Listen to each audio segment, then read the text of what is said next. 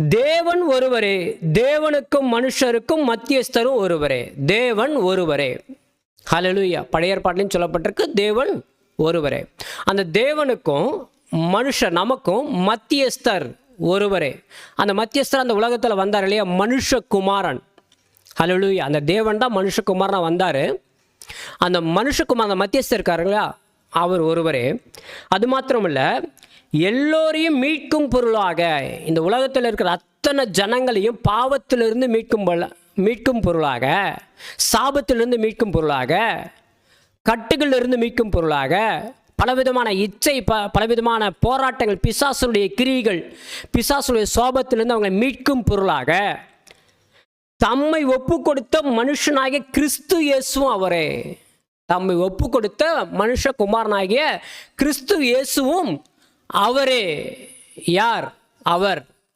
கிறிஸ்து இயேசு யார்? தேவன். ஹல்லேலூயா. கிறிஸ்து இயேசு யார்? தேவன். அநேகர் என்ன பண்ணுறாங்கன்னா, தேவன் ஒருவரே, தேவனுக்கும் மனுஷருக்கும் மத்தியஸ்தர் ஒருவரே அப்படின்ட்டாங்க. உடனே அந்த இடத்துல மேலே ஒருத்தர் கீழே ஒருத்தர் இருக்கிறாரு அப்படின்ட்டாங்க. இது திரியேக தேவனுக்குள்ளே வராரு அப்படின்ட்டாங்க. அது கீழே பாருங்க, எல்லாரையும் மீட்கும் பொருளாக தம்மை ஒப்பு கொடுத்த மனுஷனாய் கிறிஸ்து இயேசுவும் அவரே. அந்த தேவன் தான் அப்படின்னு சொல்லப்பட்டிருக்கு. ஹல்லேலூயா. இப்போ பாருங்க, ஒரு காரியத்தை நான் உங்களுக்கு சொல்கிறேன். நமக்குள்ள ஆவி, ஆத்மா, சரீரம். இது சரீரம், ஆவி ஆத்மா உள்ளுக்குள்ளே இருக்குது. அதை ஒரு காலம் என்ன பண்ண முடியாது, ஆவியும் பார்க்க முடியாது, ஆத்மாவையும் பார்க்க முடியாது. ஓகேங்களா? அப்போ பாருங்க, அப்போ நம்ம திரியேக மனுஷனா? நம்ம திரியேக மனுஷனா? ஒரு பெரிய பிரசித்தி பெற்ற ஒரு ஊழியக்காரர் சொல்கிறாரு, திரியேக தேவனை எப்படி ஒப்புவிடணுமா? ஆவி ஆத்மா சரீரத்துக்கு ஒப்புவிடணுமா? அப்போ திரியேக தேவன் சொல்கிற நீங்கள் அப்போ திரியேக மனுஷன் சொல்லுவீங்களா? திரியேக மனுஷ குமாரா இப்படி வா, திரியேக மனுஷன் சார்லஸ் இப்படி வா, திரியேக மனுஷன் விக்டர் இங்கே வா, அப்படியா சொல்கிறீங்க? அப்படியா கூப்பிடுறீங்க? விக்டர் வா, சார்லஸ் வா, பெஞ்சமின் வா, அப்படி தானே கூப்பிடுறீங்க? அப்போ ஒரே தேவன் யார்? அவர் தான் கர்த்தராகிய இயேசு கிறிஸ்து தான் நம்ம சொல்லணும். அவரை மட்டும் எதுக்கு திரியேகன்னு சொல்கிறீங்க? அவருடைய காரியங்களை அறிந்து கொள்ளாதபடி, அவருடைய சத்தியத்தை அறிந்து கொள்ளாதபடி, வேதத்தில் உள்ளதான ஓமை சொற்களையும் வெளிப்பாடுகளையும் தீர்க்க தரிசனங்களையும் அறிந்து கொள்ளாதபடி இருக்கிறது என்ன ஒரு பிஷப்பு, என்ன ஒரு ரெவரண்ட்டு, என்ன ஒரு பாஸ்டர்? சத்தியத்தை அறிகிற அறிவு இல்லைன்னா பரலோகம் போகவே முடியாது. தேவன் ஒருவரே அப்படின்னு நமக்கு தெரியலன்னா பரலோகம் போகவே முடியாது. அந்த ஒரு தேவனை கர்த்தராகிய இயேசு கிறிஸ்து, அந்த நாமத்தில் தான் ஞானஸ்தானம், அந்த நாமத்தில் தான் விடுதலை, அந்த நாமத்தில் தான் எல்லாமே, நித்திய ஜீவன் எல்லாமே இந்த நாமத்தில் தான்.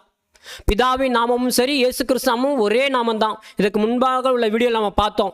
பிதாவின் நாமம் இயேசு கிறிஸ்து, கர்த்தராகிய இயேசு கிறிஸ்து அப்படின்னு சொல்லி பார்த்தோம். கர்த்தராகிய இயேசு கிறிஸ்து நாமம், அவர் இந்த உலகத்தில் மனுஷகுமார் நமக்கு கொடுத்த நாமம் கர்த்தராகிய இயேசு கிறிஸ்து. இருவருடைய நாமம் ஒரே நாமம் அப்படின்னா அப்போ ஒருவர் தானே அர்த்தம். பிதாவின் நாமம் கர்த்தராகிய இயேசு கிறிஸ்து, குமாரன் நாமம் கர்த்தராகிய இயேசு கிறிஸ்துனா அப்போ ஒருவர் தானே அர்த்தம். அங்கே எப்படி இருவராக இருக்க முடியும்? அப்போ வேதத்தில் உள்ள காரியங்களை எப்படி நீங்கள் புரிஞ்சிருக்கீங்க? அதை எப்படி நீங்கள் அறிஞ்சிருக்கீங்க? இப்போ ஆதியாகமம் புஸ்தகம் 1ஆம் அதிகாரத்தில் 26, 27 நம்ம பார்க்குறோம். ஆதியாகமம் 1ஆம் அதிகாரம் 26, 27 பின்பு தேவன் நமது சாயலாகவும் நமது ரூபத்தின்படியையும் மனுஷனை உண்டாக்குவோமாக என்றார். அதில் உடனே என்ன சொல்கிறாங்க? நமது சாயலாக நமது ரூபத்தின்படி சொல்கிறார் பாருங்க அப்படின்னு சொல்லுவாங்க. நமது சாயல் நமது ரூபம் அப்படி சொல்கிறார் பாருங்க அப்படின்னு. 27 வாங்க. தேவன் தம்முடைய சாயலாக மனுஷனை சிருஷ்டித்தார். அவருடைய சாயலாக, அங்கே நமது சாயலாக உண்டாக்கினான்னு சொல்லியே, தம்முடைய சாயலாக அவருடைய சாயலாக மனுஷனை உண்டாக்கினார் அப்படின்னு சொல்லப்பட்டிருக்கு. ஒரு ஊழியக்காரர் தேவனுக்குள் பிதா குமாரன் பரிசுத்தாவி இருக்கிறாராம். தேவனுக்குள் அப்போ அங்கே எங்கே 4 பேரா? அப்போ தேவன் ஒருத்தவர், அப்போ அவருக்குள்ள பிதா இருக்காரு, குமாரன் இருக்கார், பரிசுத்தாவி இருக்கா. அப்போ 4 பேரா? என்ன என்ன இது? அவருக்கு கீழே எத்தனையோ பேர் அவருடைய மெசேஜை கேட்டுட்டு இருக்கிறாங்க. அப்போ நீங்கள் எந்த சத்தியத்தை அறிகிறீங்க? தேவன் சித்தமுள்ள சத்தியத்தை அறிகிறீங்களா, இல்லை தேவன் சித்தமில்லாத சத்தியத்தை அறிகிறீங்களா, இல்லை வேறு ஒருவனுடைய நாமத்தை தரித்து கொண்டு வருகிறானே அவனுடைய சத்தியத்தை அறிந்து கொண்டு இருக்கிறீங்களா? ஞானம் வேணும், தேவ ஞானம் வேணும், தேவ அறிவு வேணும், தேவ புத்தி வேணும். வேதத்தை படிக்கும் போதெல்லாம் சுயத்தில் படிச்சிங்கன்னா உங்களுக்கு தவறாக தான் தோன்றும். சரியாக படிக்கணுங்க. படுத்தின விசேஷம் 5ஆம் அதிகாரத்தில் 6வது வசனம் பாருங்க. அப்போது இதோ அடிக்கப்பட்ட வண்ணமாக இருக்கிற ஒரு ஆட்டுக்குட்டி சிங்காசனத்திற்கும். அடிக்கப்பட்ட வண்ணமாக இருக்கிற ஆட்டுக்குட்டி யாரு? கர்த்தராகிய இயேசு கிறிஸ்து. சிங்காசனத்திற்கும் 4 ஜீவன்களுக்கும் மூப்பர்களுக்கும் மத்தியில் நிற்க கண்டேன். அது 7 கொம்புகளையும் 7 கண்களையும் உடையதாக இருந்தது. அந்த கண்கள் பூமி எங்கும் அனுப்பப்படுகிற தேவனுடைய 7 ஆவிகளாம். அந்த ஆட்டுக்குட்டியானவர் வந்து சிங்காசனத்தின் மேல் உட்கார்ந்தவருடைய வலது கரத்திலிருந்து புஸ்தகத்தை வாங்கினார். அந்த ஆட்டுக்குட்டியானவர் வந்து என்ன பண்ணாராம்? சிங்காசனத்தில் உட்கார்ந்திருந்தார் இல்லையா தேவன், அவருடைய வலது கரத்திலிருந்து புஸ்தகத்தை வாங்கினார். அப்படி பாருங்க, இங்க 2 பேர் இருக்கிறாங்க பாருங்க. ஹல்லேலூயா. நான் உங்கள்கிட்ட முன்னாடியே சொல்லியிருக்கேன், பரலோகத்திலையும் சரி பூலோகத்திலையும் சரி தேவனை ஒரு காலம் ஒருவனும் பார்க்க முடியாது. அந்த புஸ்தக சுருளை வாங்குவதற்கு பாத்திரவான உலகத்திலையும் பரலோகத்திலையும் உலகத்திலையும் சரி யாருமே கிடையாது.